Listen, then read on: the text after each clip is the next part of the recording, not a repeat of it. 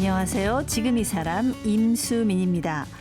정신질환을 앓고 있다고 하면 일자리를 얻기도 어렵고 사회적인 낙인처럼 여겨져 우리 사회에서 살아가기가 힘든 것이 현실인데요. 2021년 기준으로 우리나라 자살률이 OECD 국가 중 1위라는 불명예스러운 뉴스도 있었죠. 그중에서도 정신질환자들의 자살률은 월등히 높다고 합니다. 특히 우리나라는 정신장애인들이 살기 힘든 나라라고 하는데요. 오늘은 4월 20일 장애인의 날을 앞두고 조현병을 앓고 있는 30살 아들과 살아가는 어머니를 만나봅니다. 시대가 바뀌면서 정신과 진료에 대한 생각도 많이 달라졌지만 조현병에 대한 오해와 편견은 더 단단해지고 있다고 하는데요. 18년 동안 조현병과 함께 살아가는 아들의 얘기를 책으로 쓴 윤서 작가 지금 만나봅니다. 윤서 작가님 모셨습니다. 안녕하세요.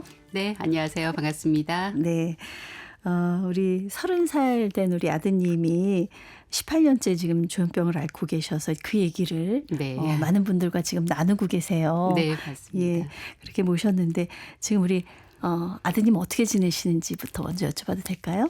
네. 저희 나무 씨는 대학을 졸업한 지 2년 2개월이 됐네요. 네. 그동안 뭐 여러 가지를 모색하고 있는 중이고 계속 네. 도전하고 있고 지금 현재도 모색 중입니다. 네.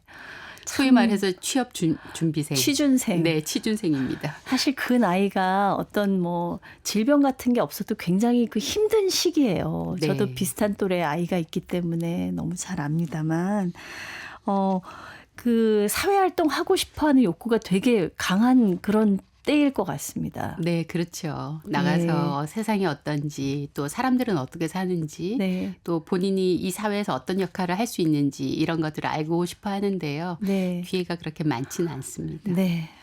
쉽지 않지만 그렇다고 불가능한 건 아니기 때문에 지금 나무씨라고 얘기를 하셔갖고 많은 분들이 물음표 하셨을 것 같아요. 네. 이름이 나무인가? 이러면서 예, 나무씨라고 부르게 된 이유가 있으신지요? 네. 우선은 나무 씨가 전공이 산림조경학이에요. 그래요. 네. 예. 그래서이기도 하고요. 나무 씨가 저한테 해준 이야기가 있습니다. 제가 쓴 책에도 나오는데요. 네. 엄마는 꽃처럼 살지 말고 나무처럼 살아주세요. 이렇게 말을 했어요. 그 자리에서 항상 든든하게 있는 나무처럼 살아주세요라고 했는데 네. 사실 그 말은 제가 나무 씨한테 해주고 싶은 말이었기 때문에 제가 이 책을 쓰면서 나무 씨라는 일종의 닉네임이라고 할까요? 네. 나무 씨로 쓰게 됐습니다. 너무 멋진 말이네요. 예. 그리고 사실은 좀, 개인적인 얘기들이기 때문에 이게 실명을 밝히는 것도 사실 많이 부담스러운 측면이 있는 것도 사실일 것 같습니다. 제가 이제 앞에서 잠깐 얘기를 했지만 이런 그 정신질환을 가지고 살아간다는 게 참 쉽지는 않은 일이잖아요. 우리나라가 어떻습니까? 이런 정신장애를 가지고 살기 좀 힘든 나라다. 다른 나라에 비해서 이렇게 생각을 하시는지요? 굉장히 힘든 나라다 이렇게 말씀드릴 수 있겠습니다. 네, 어떤 부분에서 그럴까요? 우선은 가장 큰 거는 편견과 낙인입니다. 네. 네. 조현병 혹은 정신과 지금 많이 좋아지긴 했지만 정신과 진료를 받고 있다. 라는 것 자체가 굉장히 문제적인 시민이다라고 보여지는 그런 시선들이 있고요. 네. 무엇보다 사회적으로 굉장히 문제가 되는 강력 범죄에 있어서 마치 그 범죄가 문제가 아니라 그 범죄자가 가지고 있는 질환, 정신질환이 문제인 것처럼 네. 그렇게 언론에 보도되고 해서 훨씬 더 그 질병에 대한 편견을 강화하는 그런 부분이 있었습니다. 그렇게 보도되고 또 혹은 양형을 감형받으려고 그런 질병을 좀 이용하는 그런 측면들도 있어서 그렇죠. 이제 예. 사회적으로 어쨌든 정신질환을 가지고 있다 그러면 굉장히 위험한 시민으로 낙인을 찍는 것들 때문에 정신질환 환자들이 굉장히 살아가기 힘든 상황입니다. 근데 이제 객관적으로 정신장애인과 비정신장애인들의 범죄율을 비교해 보면 사실은 정신장애를 안 갖고 있는 분들의 범죄율이 훨씬 높거든요. 네, 맞습니다. 네. 그러니까 우리가 그것은 좀 바로잡고 가야 될 필요가 있을 것 같아요. 저희가 이제 많이 요즘 거론됩니다만 조현병은 어떤 질환인가요? 조현병은 아직까지 정확하게 밝혀지지 않은 좀 미지의 질병입니다. 그래서 더 두려운 마음도 있는 것 같은데요. 네. 근데 조현병은 마음의 병이 아니라 뇌의 병입니다. 네, 그래서 뇌 생물학적인 질병이고요. 네, 네. 그러니까 뇌 신경과 뇌에 있는 여러 가지 그 세포들, 신경 세포들 사이의 어떤 교란 때문에 주로 이제 증상은 망상, 환청, 혹은 뭐 환시, 환각 이런 증상으로 나타나는데요. 그런 증상과 동반한 불안, 굉장히 일상생활을 하기 힘들 정도의 강력한 불안이 뒤따르거든요. 그래서 주로 망상, 환청, 그리고 불안 이런 주 증상을 가지고 있는 질병이고 한번 이제 조현병으로 진단을 받게 되면 네. 사실 조현병은 1, 2년 안에 뭐 단기적으로 치료가 돼서 완치되는 경우보다는 거의 평생 가지고 가는 질병이다 이렇게 생각하면 예. 우리가 흔히 정신적인 문제라고 이렇게 생각을 했는데 그것보다는 우리 신체에 문제가 생긴 거예요. 네, 맞습니다. 그렇죠. 네. 예.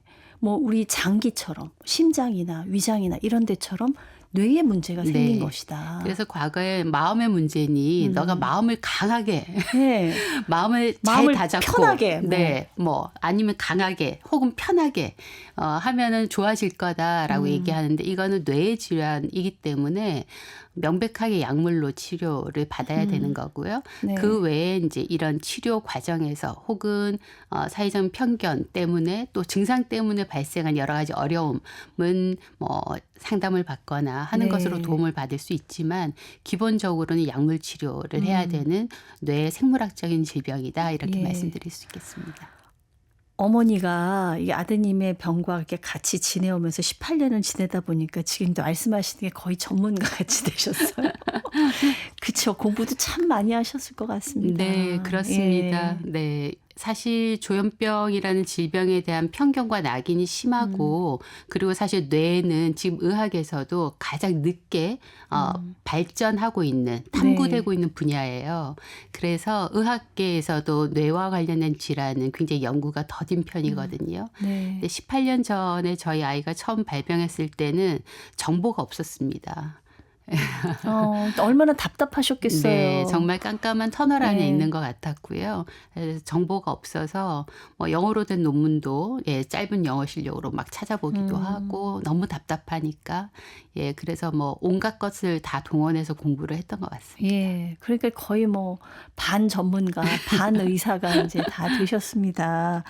근데 이 조현병이 생각보다 굉장히 흔한 병이라고요. 네, 예. 조현병은 이제 제가 공부한 결과 네. 그 인류 역사상 1% 정도의 인구가 계속 조현병을 알아왔어요. 와, 그러면 100명에 한 명이라는 네. 얘기인데요.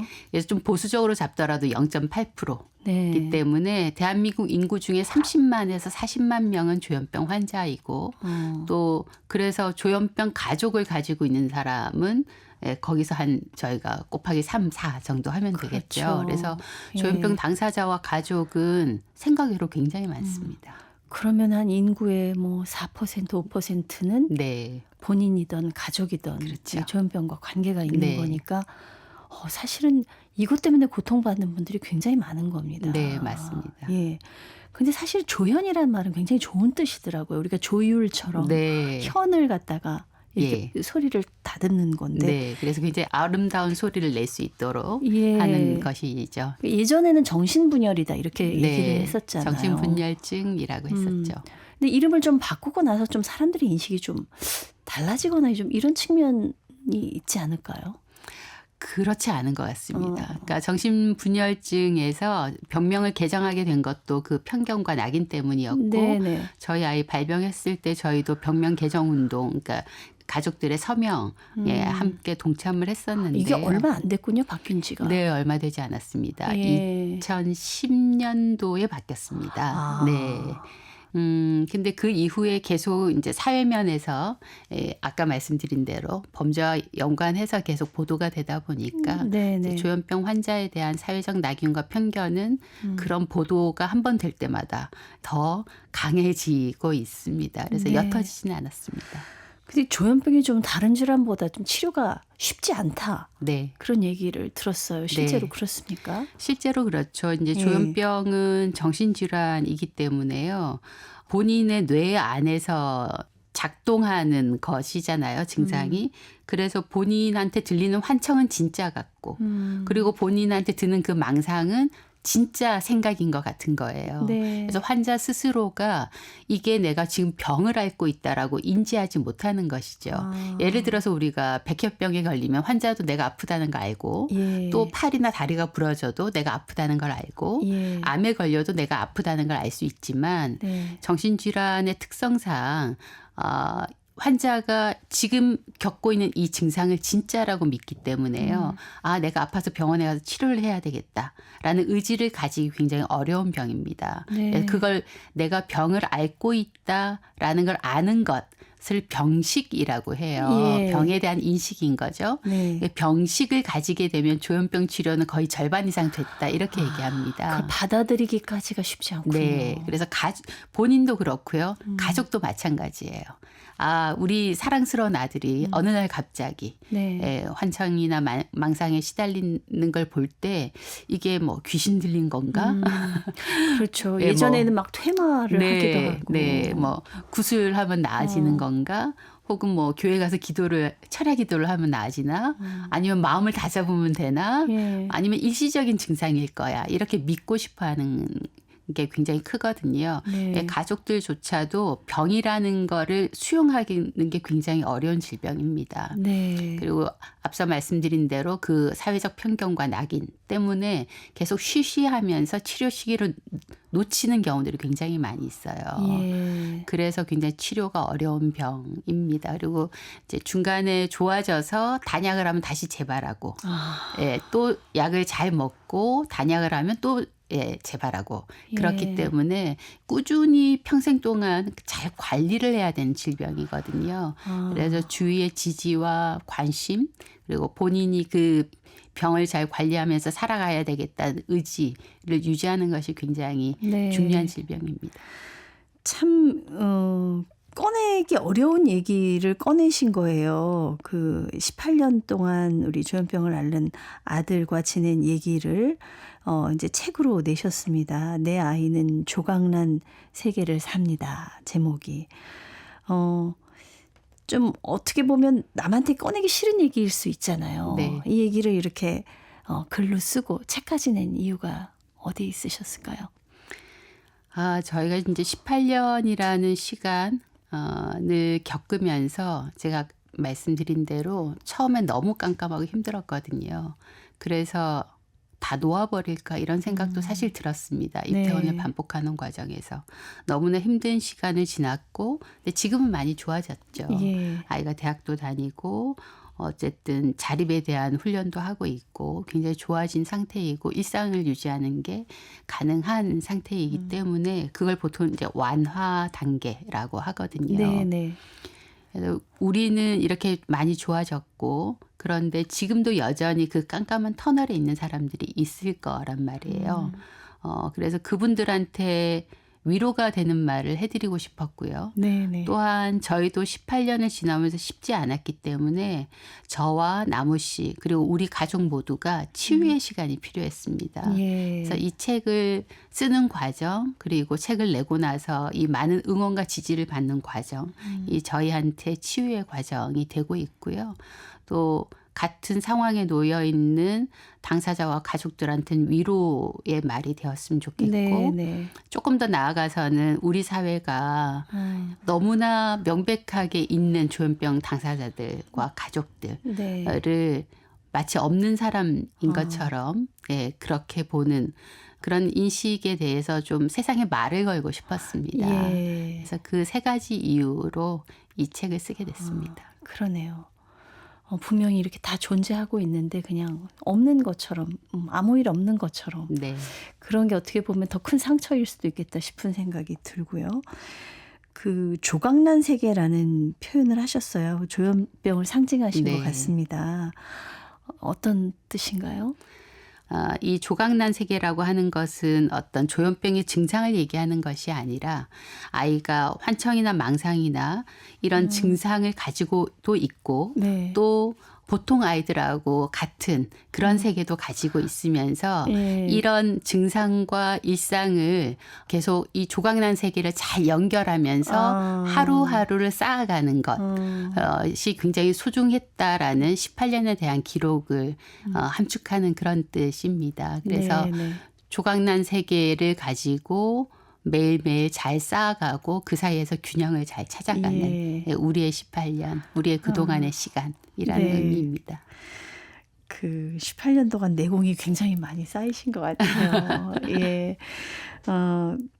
아들에게 조현병이 발병한 게 18년 전이라고 하는데 네. 그때가 이제 몇 살인 거죠? 초등학교 6학년 올라가는 겨울방학이었으니까요. 예. 만으로 11살하고 2개월이 됐을 때입니다. 그 전까지 나무 씨는 어떤 아들이었어요? 굉장히 다정하고요. 예. 예, 책도 좋아하고 축구하는 것도 좋아하고 친구들도 좋아하고 뭐 학교에서 방과 후에 담임 선생님을 도와서 책걸상을 뒤로 밀어준다거나 예. 청소를 돕는다거나 이런 굉장히 스윗한 아이였죠. 굉장히 정말 듬직한 아들이고 네. 다정한 아들이고 따뜻한 아들이었을 것 네. 같아요. 그 얘기 하시면서 엄마가 아주 행복한 미소가 확 피어나시거든요. 아니 그런 아들한테 갑자기 어느 날 갑자기 무슨 이상한 증상이 생긴 건가요? 네, 어느 날 갑자기인데요. 제가 이제 퇴근하고 왔는데 저희 집이 1층 아파트 1층이었어요. 네. 블라인드와 커튼을 다 내려놓고 아이가 이제 소파에 웅크리고 거의 이제 덜덜덜 떨면서 공포에 사로잡혀 있더라고요. 네. 집 밖에 나쁜 사람들이 있다. 엄마 아빠를 해치는 나쁜 사람들이 있다고 하면서 굉장히 이제 두려움과 공포에 사로잡혀 있는 그런 예. 상황이었습니다. 그래서 제가 이제 뛰어나가서 아파트를 다 돌면서 찾아봤죠. 진짜 예. 나쁜 사람이 있는 줄 알고요. 많이 놀라셨을 것 같아요. 네, 많이 놀랐습니다. 예. 네. 근데 뭐 몇 바퀴를 돌아도 나쁜 사람은 없고요. 아이한테 뭔가 문제가 생겼구나라는 걸 그날 알게 됐죠. 그러면 이 진단은 어떻게 받게 되셨어요?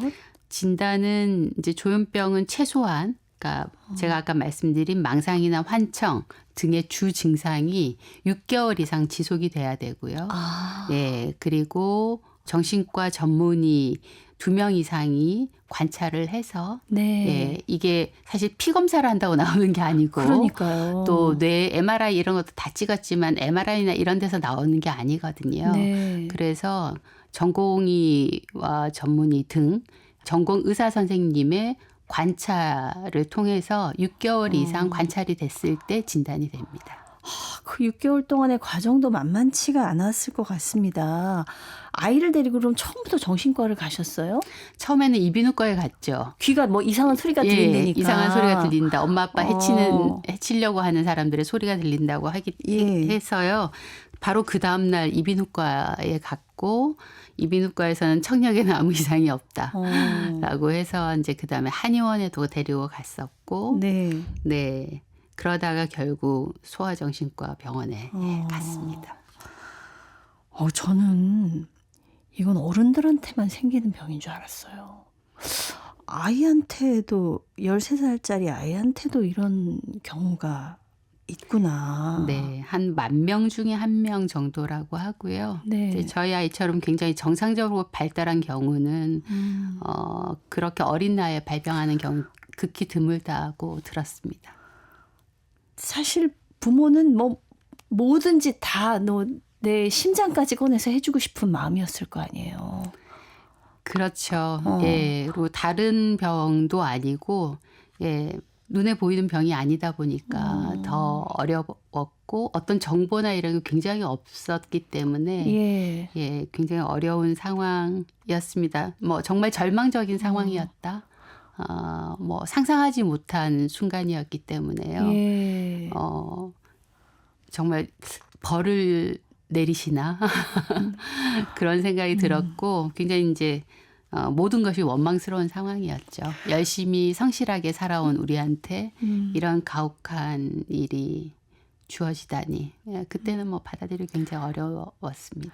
말도 안 되는 얘기지만 그럴 때 막 부모로서는 내가 뭘 잘못했나 뭐 그런 생각도 하게 될 것 네, 같고요. 그렇죠. 네. 병을 낫게 하려고 사실 뭐 안 해본 게 없다고 그러시더라고요.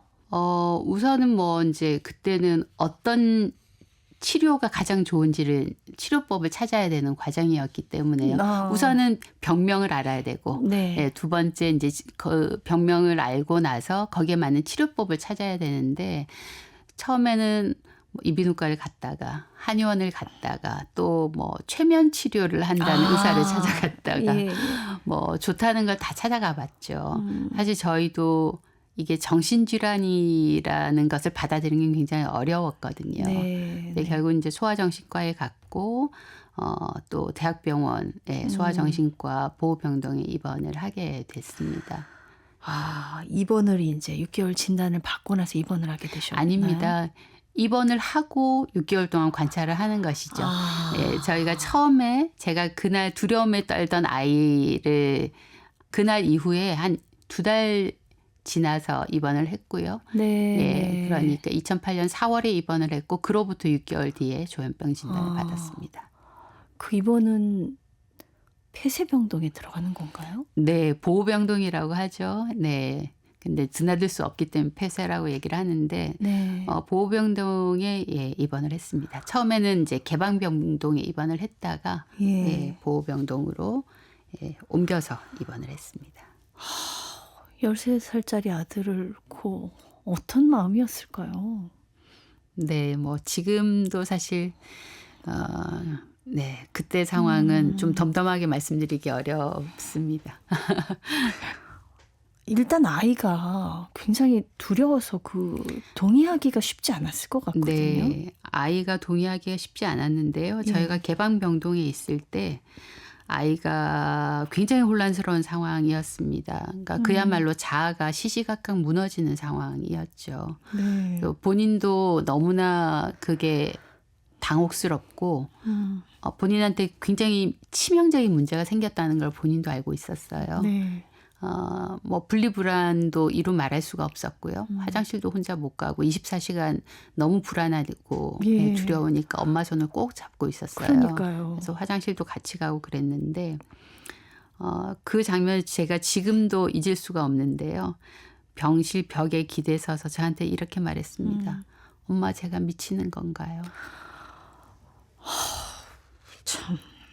그러니까 아이도 본인의 에고가 무너지는 거를 시시각각으로 느끼고 있었던 거죠. 워낙 급성 발병이었기 네. 때문에. 그래서 이제 그때는 성인하고 같이 있는 병동이었거든요.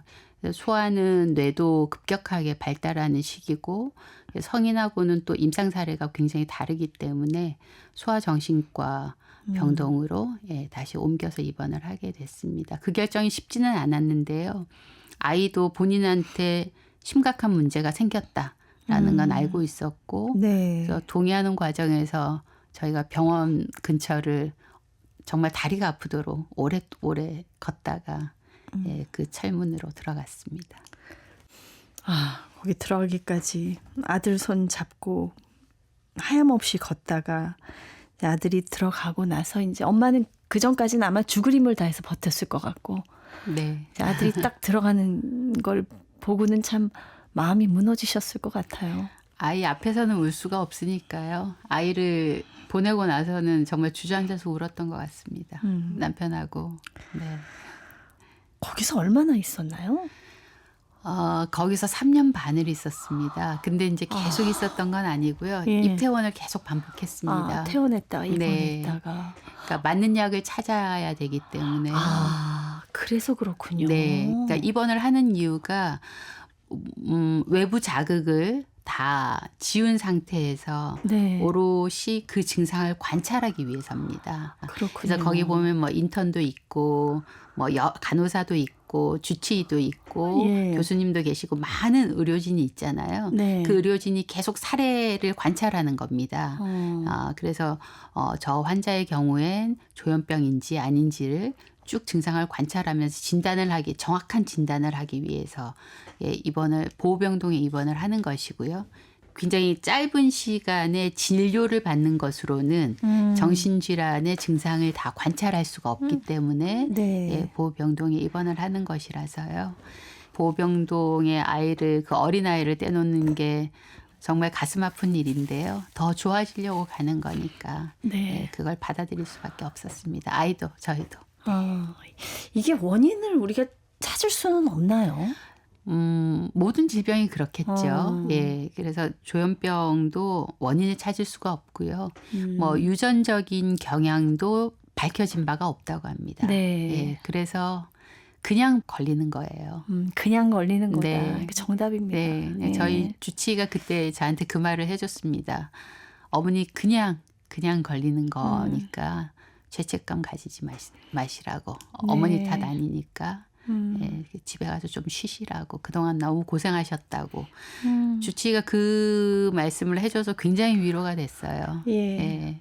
어때요? 그 보호병동에 입원하고 나서 좀 상태가 호전이 되는 걸 느끼셨나요?